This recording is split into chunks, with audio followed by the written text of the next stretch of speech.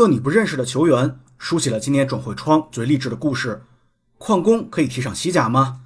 西班牙皇家貝蒂斯夏天的簽約當然不止安東尼。來認識一下這位替補登場不再年輕的25歲球員。6年前此刻，他還是一個每天工作8小時，一周需要下礦5天，但收入卻只能勉強糊口的礦工。而如今他不僅踢上了世界上最好的聯賽之一，世界杯也在向他招手。他叫德奧薩，沒玩文字遊戲，他是真的全職當了很多年礦工，職業球員一度只是個遙不可及的夢。尼爾森·德奧薩2000年出生於哥倫比亞人口僅有1萬人的小鎮馬爾馬托，這裡是南美洲歷史最悠久的金礦。畫面上就是馬爾馬托小鎮的遠景，當然與其說是小鎮，不如說是一片蓋在礦場上的水泥房子和一片片棚戶。居民只靠2類工作謀生，要麼當礦工，要麼服務礦工。而德奧薩就出生在這裡。馬爾馬托的男孩不到10歲就要看店做飯洗盤子，13、14歲下礦更是常事兒。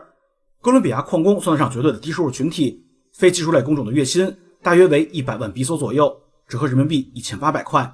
而這還只是正規礦場的大概收入。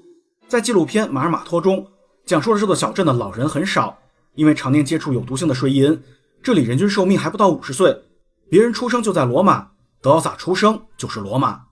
他的母親經營着一個小小的冰淇淋店，而德奧薩從少年時期開始就與父親每天下礦，工作結束後再去踢球。德奧薩受訓於馬爾馬托當地唯一一家青訓機構，因為工作忙碌以及參賽費用的問題，他甚至極少參加 U12 到 U15 組別的比賽。當和他同齡的優秀球員已經踢了幾百場訓練賽時，德奧薩依然重複着從礦裡下班再去訓練的日子。但疫情卻意外改變了他的生活。2020年，他受邀去家鄉500公里之外的一支哥倫比亞乙級聯賽球隊烏伊拉競技試訓，但因為疫情導致哥倫比亞全國封城。德奧薩意外在俱樂部跟訓了半年，最終表現征服球隊。21歲時，這名大齡新秀完成了自己的職業聯賽處子秀。隨後四肢好腰的德奧薩就像他的家鄉特產金子一樣，迅速閃耀了整個南美足壇。23年租借加盟哥倫比亞豪门國民競技，24年150萬歐轉會墨西哥劲旅帕丘卡，25年他600萬歐加盟了拉莫斯、奧肯波斯等名將效力的莫超蒙特雷。上個月這叫驚天爆肝，像是他對命運最好的宣洩。推進迅捷，搶斷強硬，遠射暴力，硬如礦石。他不想再回到漆黑的礦洞，所以真的竭盡全力對抗。無數缺后腰的球隊都開始關注他。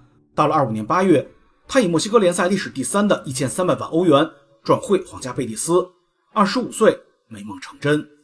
瓦爾迪和昂達夫非常勵志，但他們其實都是兼職工人，反而都在正規青訓受訓。但德奧薩的職業之路上沒有正規訓練，國少國青，看台觀眾和球探經紀人，反而是毫無希望的小鎮和撲面而來的礦渣。